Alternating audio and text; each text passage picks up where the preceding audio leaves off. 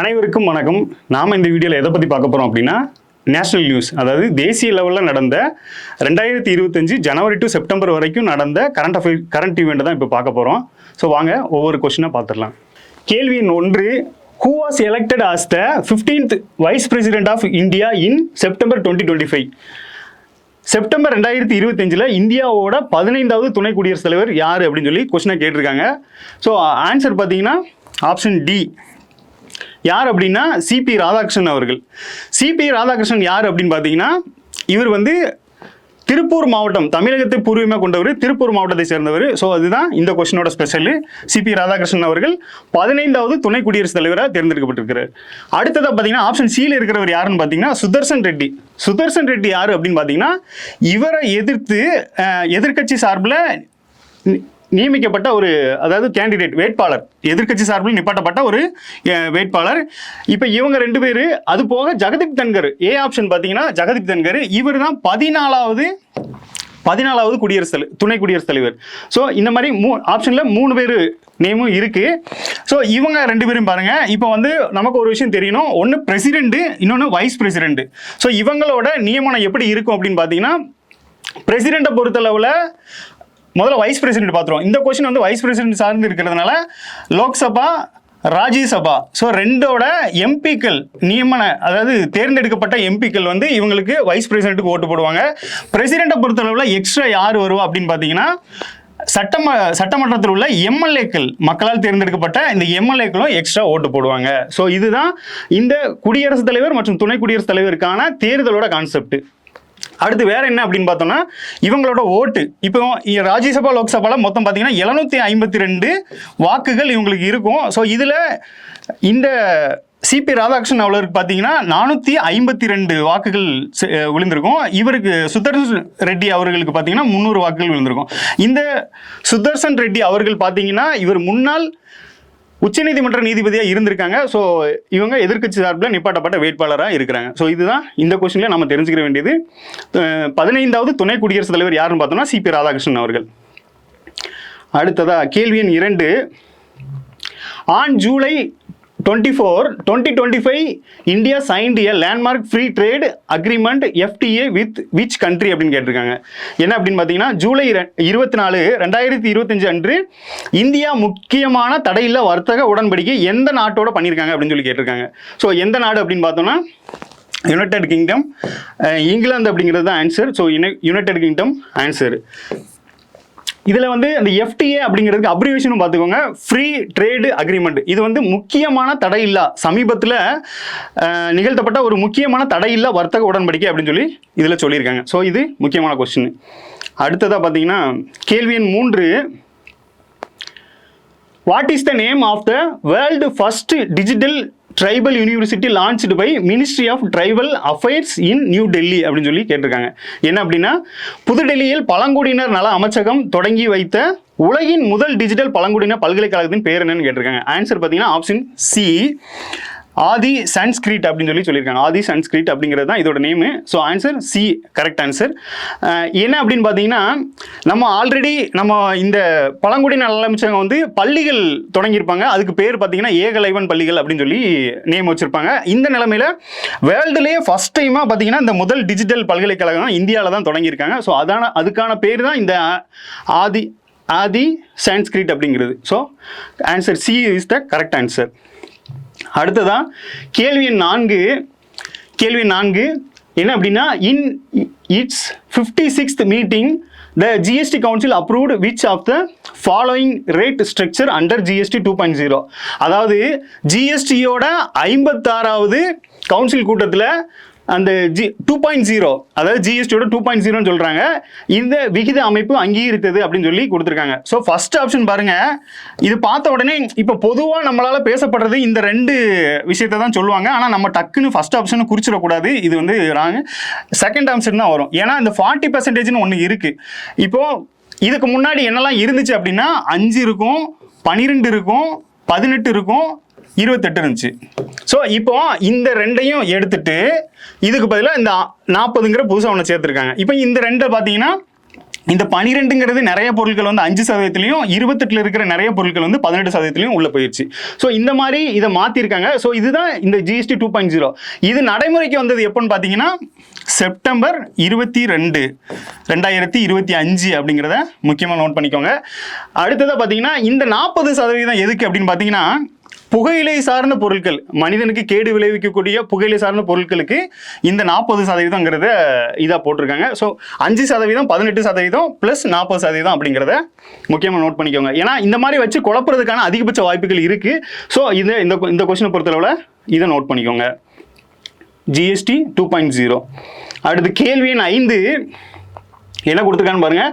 What is the name of India's first fully indigenous 32-bit microprocessor unveiled at the Semicon India 2025 சொல்லியிருக்காங்க. என்ன அப்படின்னா உள்ளூர்ல, அதாவது Semicon India 2025 வெளியிடப்பட்ட இந்தியாவோட முழுமையாக உள்ளூர்ல தயாரிக்கப்பட்ட 32 பிட் மைக்ரோ ப்ராசஸரின் பெயர் என்னன்னு கேட்டிருக்காங்க. இது ஒரு முக்கியமானது. இது என்னன்னு பார்த்தோம்னா இதுக்கான ஆன்சர் பார்த்தீங்கன்னா ஃபர்ஸ்ட் ஆப்ஷன் டி விக்ரம் 3201 அப்படிங்கிறது ஆன்சர் டி விக்ரம் 3210. என்ன சொல்றாங்க அப்படின்னா இந்த செமிகான் இந்தியா 2025ல ஒரு இந்தியாவிலேயே தயாரிக்கப்பட்ட ஒரு மைக்ரோ ப்ராசஸர் வந்து உருவாக்கியிருக்காங்க. ஸோ அதோட நேம் என்னன்னு கேட்குறாங்க.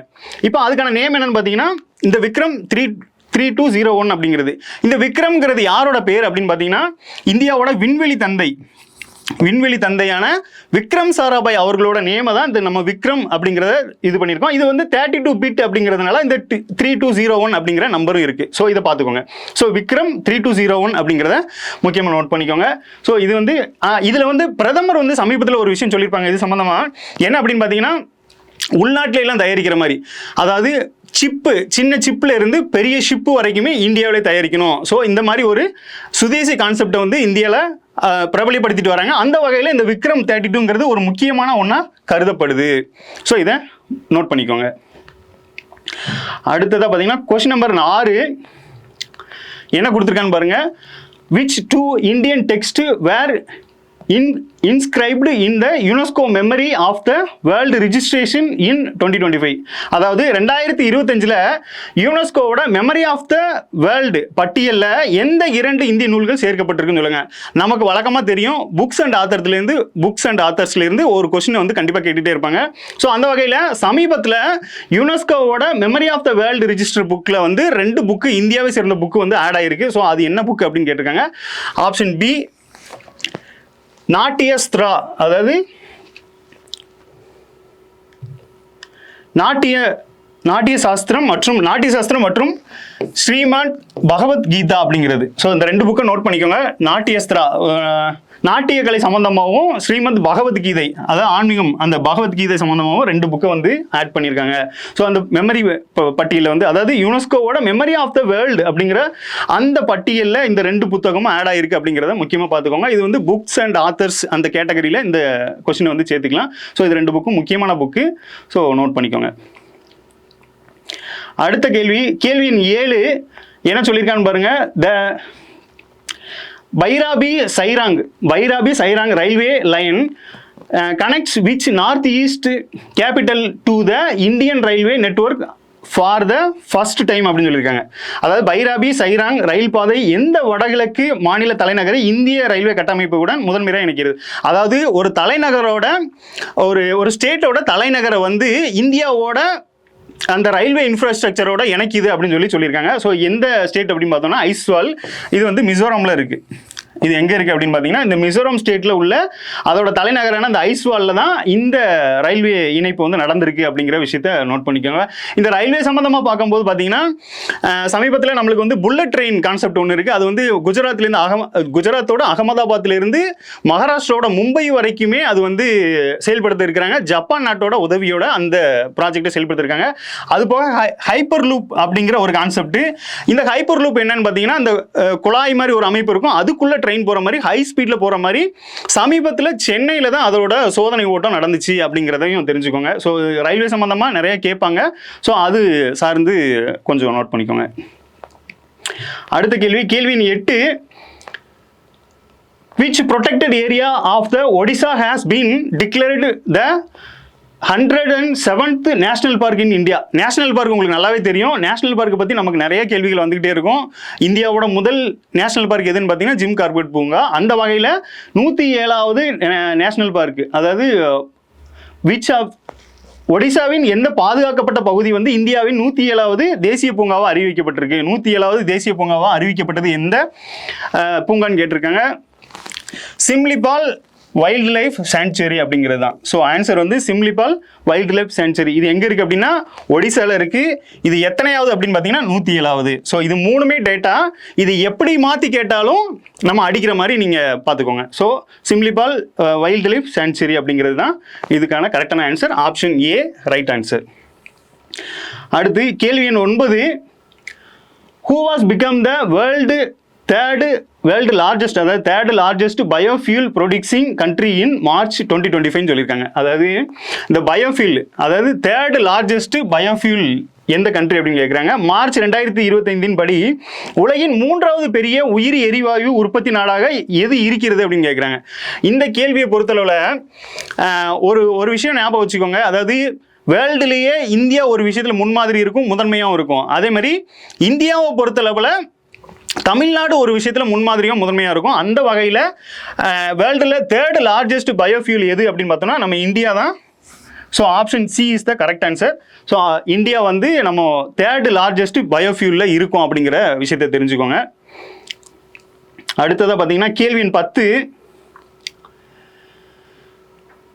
Which national park was recently declared as the 58th tiger reserve of India அப்படின்னு சொல்லியிருக்காங்க. இந்தியாவின் 58வது புலி காப்பகம் என சமீபத்தில் அறிவிக்கப்பட்ட தேசிய பூங்கா எது அப்படின்னு சொல்லி கேட்டிருக்காங்க. ஸோ இந்த option B Madhav national park அப்படிங்கிறது. இதுவும் நேஷனல் பார்க் ரிலேட்டடாக. ஸோ இதில் என்ன சொல்லியிருக்காங்க அப்படின்னா 58வது டைகர் ரிசர்வ், அது வந்து காமனாக தேசிய பூங்கா அப்படிங்கிறதுல 107வது இருந்துச்சு ஒடிசாவில். இது வந்து 58வது டைகர் ரிசர்வ் அப்படின்னு சொல்லியிருக்காங்க. ஸோ இதுக்கு வந்து டைகர் ரிசர்வுக்கே பார்த்தீங்கன்னா நம்மளுக்கு ஒரு ஆக்ட் இருக்கும், புலிகள் காப்பக திட்டம் 1973 அப்படிங்கிறத ஞாபகம் வச்சுக்கோங்க. ஸோ இதன்படி புலிகளை பாதுகாக்கிறதுக்கு இதை ஏற்படுத்திட்டு வராங்க. அந்த வகையில் தான் இந்த மாதவ் நேஷனல் பார்க் அப்படிங்கிறது 58வது டைகர் ரிசர்வ் காப்பகமாக வந்து இது பண்ணியிருக்காங்க. ஸோ இந்தியாவோட 58வது புலிகள் காப்பகம் சமீபத்தில் அறிவிக்கப்பட்டிருக்கு. ஸோ இந்த கொஸ்டினை நோட் பண்ணிக்கோங்க. அடுத்ததாக கேள்வி எண் 11. Which state government unveiled the disaster risk migration system கவசம் அப்படின்னு சொல்லி, என்னன்னா கவசம் என்ற பேரழிவு அபாய குறைப்பு அமைப்பை எந்த மாநில அரசு வந்து அறிமுகப்படுத்தியது அப்படின்னு சொல்லியிருக்காங்க. இந்த கவசம் அப்படிங்கிறது எந்த மாநிலம் அப்படின்னு பார்த்தீங்கன்னா Kerala. Answer A, Kerala is the correct answer. இந்த கேரளாவை பொறுத்தளவில் சமீபத்தில் உங்களுக்கே தெரியும், கேரளாவில் வந்து வயநாட்டில் வந்து ஒரு பெரிய டிசாஸ்டர் நடந்துச்சு. என்னன்னா நிலச்சரிவு நடந்திருக்கும். ஸோ அதனோட தொடர்ச்சியாக கூட இந்த கவசம் அப்படிங்கிற இதை தொடங்கியிருக்கலாம் இவங்க. ஸோ பேரழிவு அபாய குறைப்பை குறைக்க இந்த கவசம் அப்படிங்கிற பேரில் வந்து கேரளா ஸ்டேட் வந்து இதை தொடங்கியிருக்காங்க அப்படிங்கிறத ஞாபகம் வச்சுக்கோங்க. அடுத்ததாக பார்த்தீங்கன்னா கேள்வி எண் 12. Which African country will be the first to implement India's UPI system அப்படின்னு சொல்லியிருக்காங்க. என்ன அப்படின்னு பாருங்க, இந்தியாவோட யூபிஐ கட்டமைப்பை முதலில் அமல்படுத்திய ஆப்பிரிக்க நாடு எது அப்படின்னு சொல்லி கேள்வியை கேட்டிருக்காங்க. இதுக்கு ஆன்சர் பார்த்தீங்கன்னா ஆப்ஷன் சி நமீபியா அப்படிங்கிற கண்ட்ரி. ஸோ இந்த யூபிஐயை பொறுத்தளவில் இந்த யூபிஐ ஃபர்ஸ்ட் எப்போ ஆரம்பிச்சாங்க அப்படின்னா இந்தியாவில் 2016 ஆரம்பிச்சிருப்பாங்க. ஸோ இது வந்து நம்ம அண்டை நாடுகளான ஸ்ரீலங்கா, பூட்டான், ஸோ அதுபோக சிங்கப்பூர், மலேசியா, யுனைடெட் அரபு எமிரேட்ஸ், ஸோ இந்த மாதிரி கண்ட்ரிகள் எல்லாம் நிறைய இருக்குது. ஸோ இதெல்லாம் பார்த்தோன்னா ஏசிய கண்ட்ரிகள். ஸோ ஏசியா கண்ட்ரியில் ஆல்ரெடி இதெல்லாம் இருக்குது. ஆனால் ஃபர்ஸ்ட் டைமாக பாருங்கள் ஆப்பிரிக்கன் கண்ட்ரியில் ஃபஸ்ட்டு எது அப்படின்னு சொல்லி கேட்டிருக்காங்க. ஸோ இந்த நமீபியா அப்படிங்கிறது. யூபிஐ பொறுத்தளவில் யூபிஐ அப்படிங்கிறது என்னென்னா unified payment interface. Unified payment interface அப்படிங்கிறது தான் இதோட அப்ரிவேஷன். ஸோ அதுவும் தெரிஞ்சுக்கோங்க. ஒரு இப்போ சமீபத்தில் பார்த்தீங்கன்னா இந்த அப்ரிவேஷன்ஸ் நிறைய கேட்குறாங்க. ஸோ யூனிஃபைடு பேமெண்ட் இன்டர்ஃபேஸ் அப்படிங்கிறதையும், இது எப்போ தொடங்கப்பட்டது அப்படின்னு பார்த்தீங்கன்னா 2016 அப்படிங்கிறதையும் ஞாபகம் வச்சுக்கோங்க.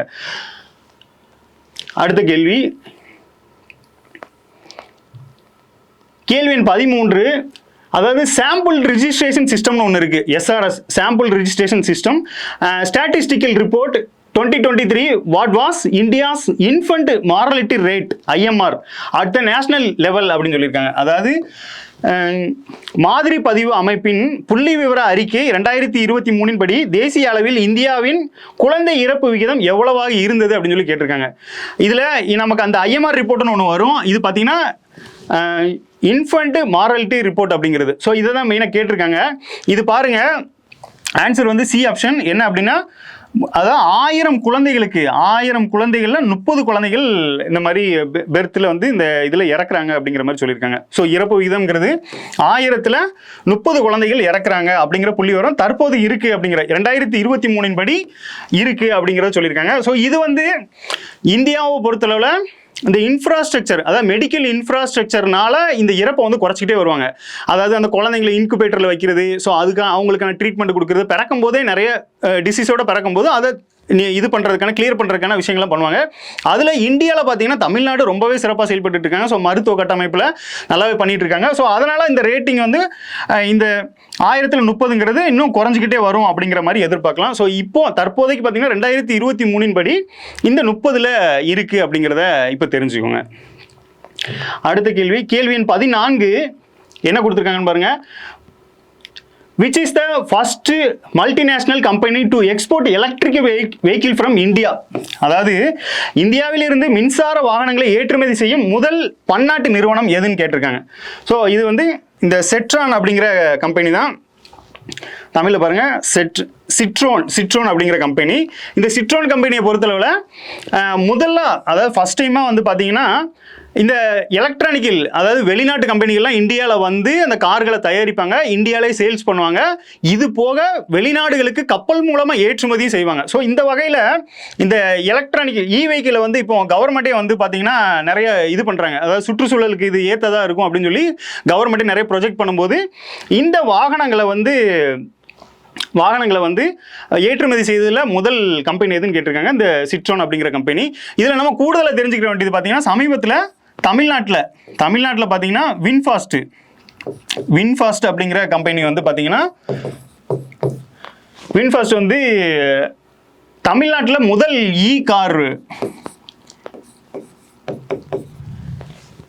கார் தயாரிக்கிற கம்பெனியாக இது வந்து இப்போ லான்ச் பண்ணியிருக்காங்க. அதாவது முதல்வர் சமீபத்தில் வந்து நம்ம தூத்துக்குடியில் வந்து தொடங்கி வச்சுட்டு போயிருந்தாங்க. ஸோ இது வந்து தமிழ்நாட்டில் இது முக்கியமானது.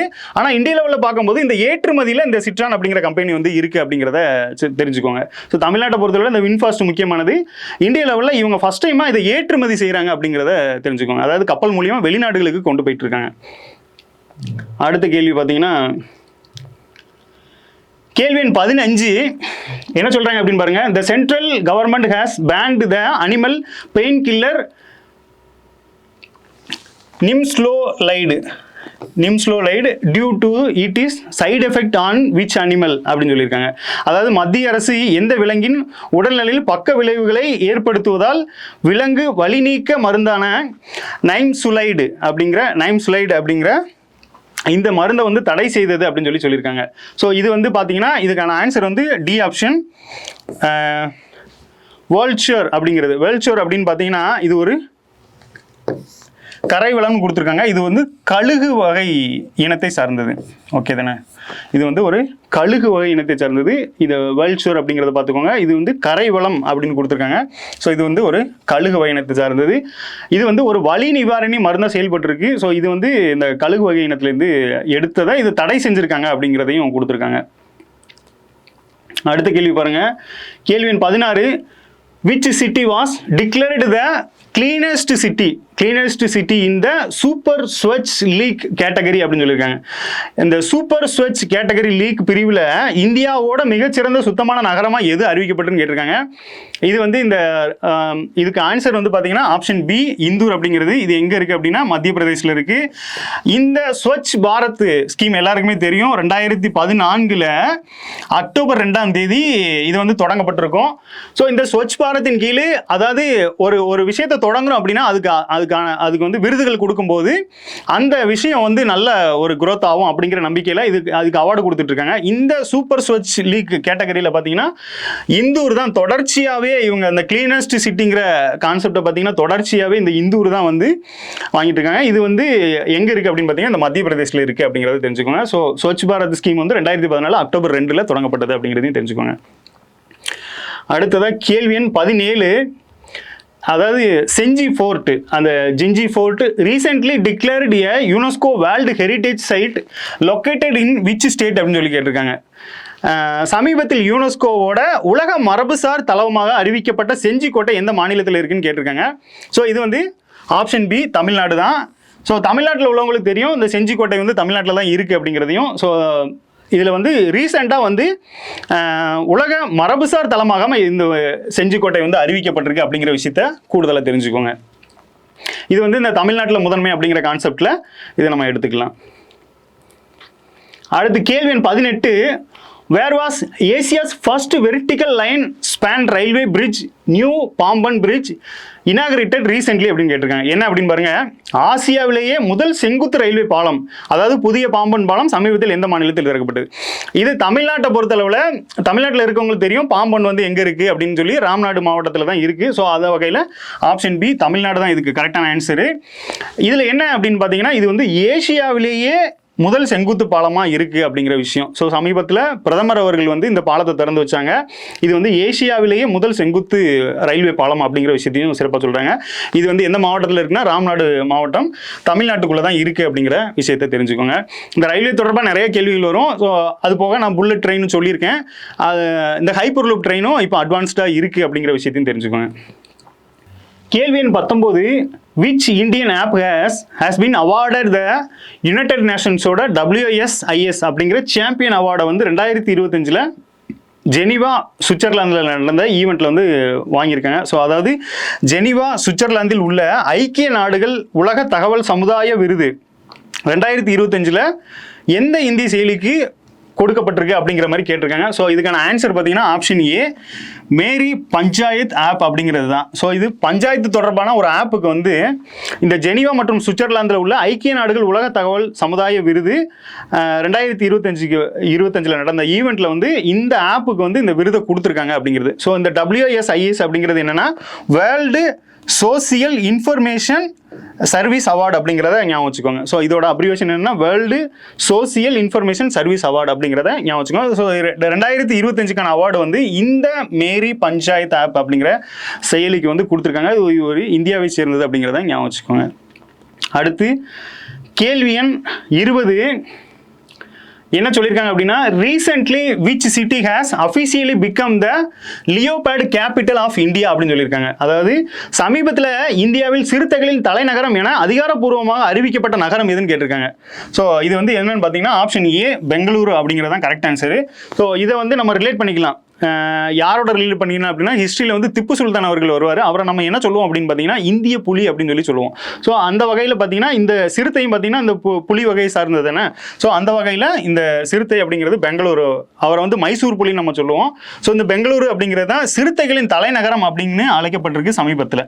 ஸோ சமீபத்தில் இந்தியாவில் சிறுத்தைகளின் தலைநகரம் என அழைக்கப்படுது எதுன்னு பார்த்தீங்கன்னா இந்த பெங்களூரு அப்படிங்கிறத ஞாபகம் வச்சுக்கோங்க. அடுத்த கேள்வி எண் 21 என்ன சொல்லியிருக்காங்க அப்படின்னு பாருங்க.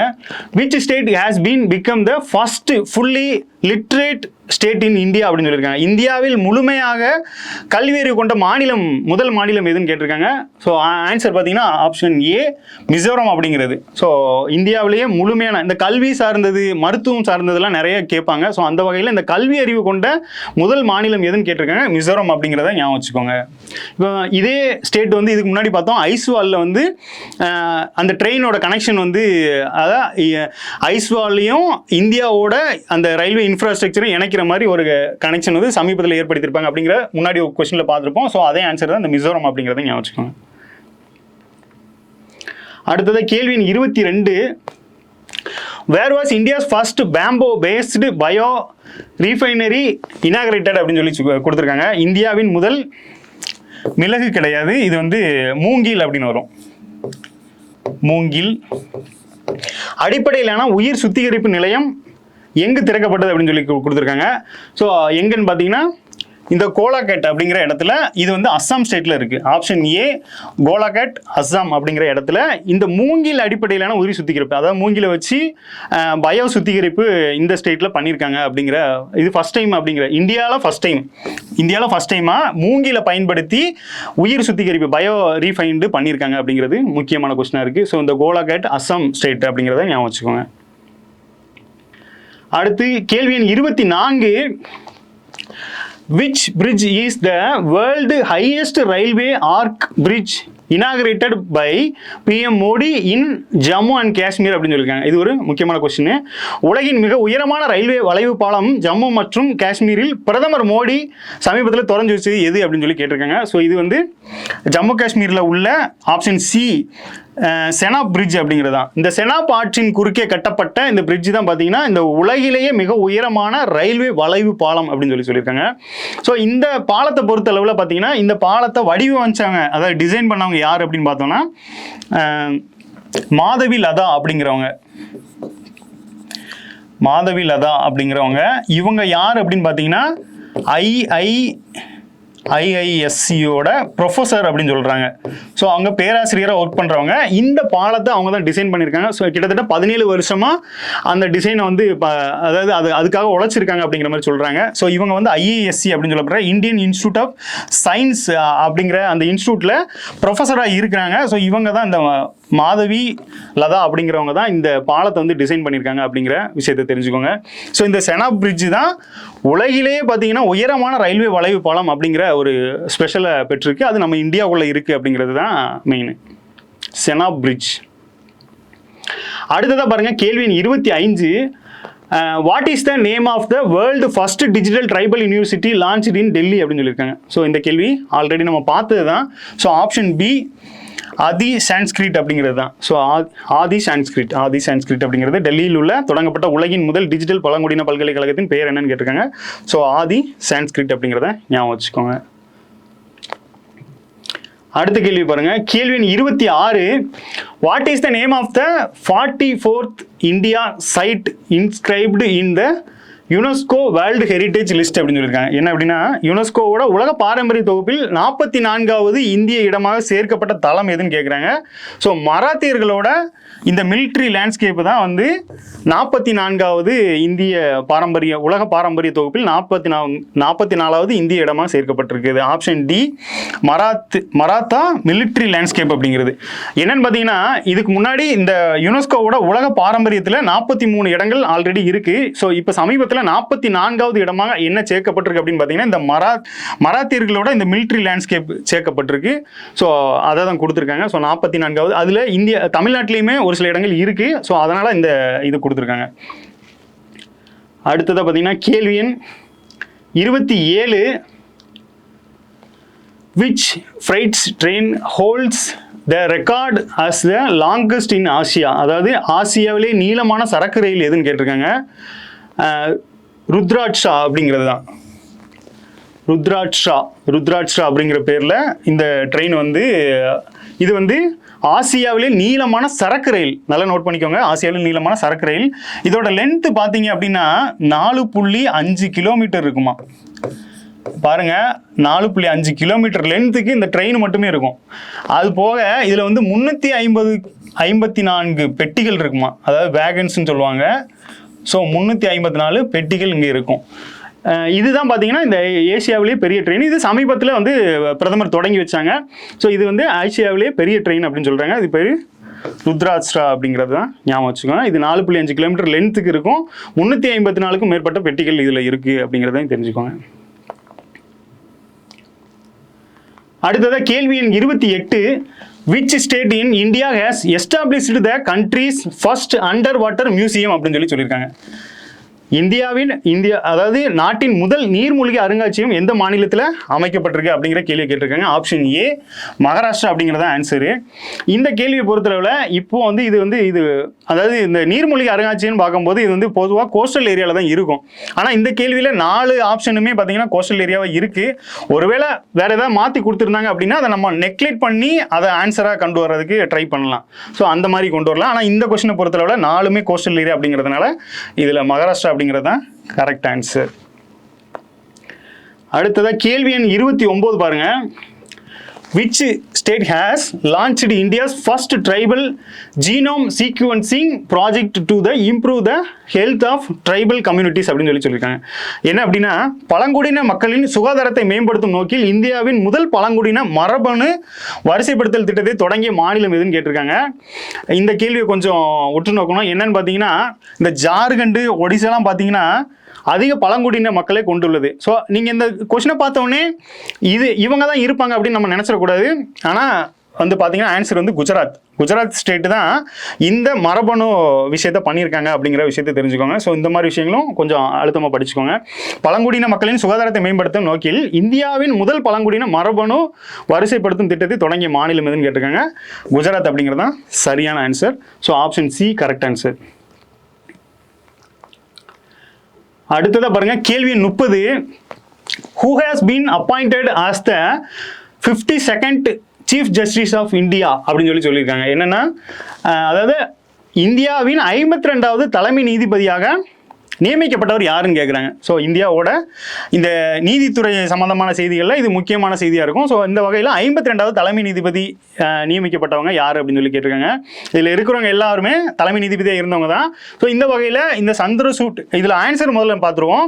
ஆப்ஷன் சி தான் correct answer. Justice Bhushan Ramakrishna Gavai அப்படிங்கிறவங்க தான் 52வது இந்திய தலைமை நீதிபதியாக தேர்ந்தெடுக்கப்பட்டிருக்காங்க. ஸோ இந்த வகையில் மீதி இருக்கிறவங்களை பார்ப்போம். இந்த ஜஸ்டிஸ் டிஒய் சந்திரசூட் அப்படிங்கிறவங்க 50வது சீஃப் ஜஸ்டிஸ் ஆஃப் இந்தியா. இந்த சஞ்சீவ் கண்ணா அப்படிங்கிறவங்க 51வது சீஃப் ஜஸ்டிஸ் ஆஃப் இந்தியா. இந்த அப்துல் நசீர் அப்படிங்கிறவங்க யாரு அப்படின்னு பார்த்தீங்கன்னா, இவங்க வந்து உச்சநீதிமன்ற நீதிபதியாக இருந்திருப்பாங்க. ஆனால் தலைமை நீதிபதியாக இவங்க இல்லை. பின்னால பார்த்தீங்கன்னா ஆந்திர பிரதேசோட கவர்னராக இவங்களை நியமிச்சிருந்திருக்காங்க. ஸோ இது வந்து கூடுதல் தகவலாக எடுத்துக்கோங்க. இந்த வகையில் இந்த பூஷன் ராமகிருஷ்ண கவாய் அப்படிங்கிற அவரோட ஸ்பெஷல் என்னன்னு பார்த்தீங்கன்னா, இவர் தான் ஃபஸ்ட்டு புத்திஸ்ட்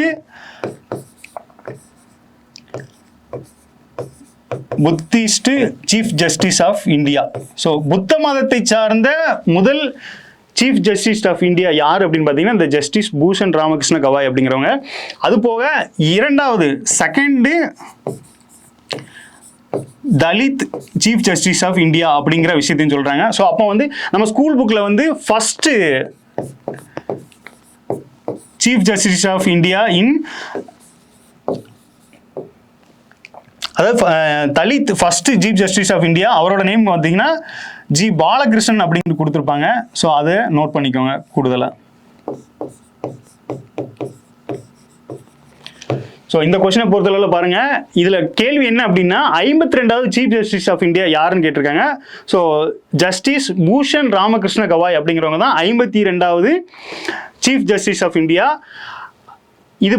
இவர் வந்து ஃபர்ஸ்ட் புத்த மதத்தை சார்ந்த சீஃப் ஜஸ்டிஸ் ஆஃப் இந்தியா. இது போக இரண்டாவது Dalit chief justice of India அப்படிங்கிற விஷயத்தையும் சொல்கிறாங்க. அப்போ first Dalit chief justice of India யார் அப்படின்னு பார்த்தோன்னா ஜி பாலகிருஷ்ணன் அவர்கள்.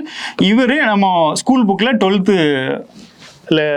ஸ்டாண்டர்டில் இந்த டேட்டா இருக்குது. ஒரு பாக்ஸ் போட்டு கொடுத்துருப்பாங்க. ஸோ அதையும் நோட் பண்ணிக்கோங்க. ஸோ இதுதான் இந்த நேஷனல் லெவலில் நடந்த செய்திகள். நன்றி. மீண்டும் அடுத்த வீடியோவில் சந்திப்போம்.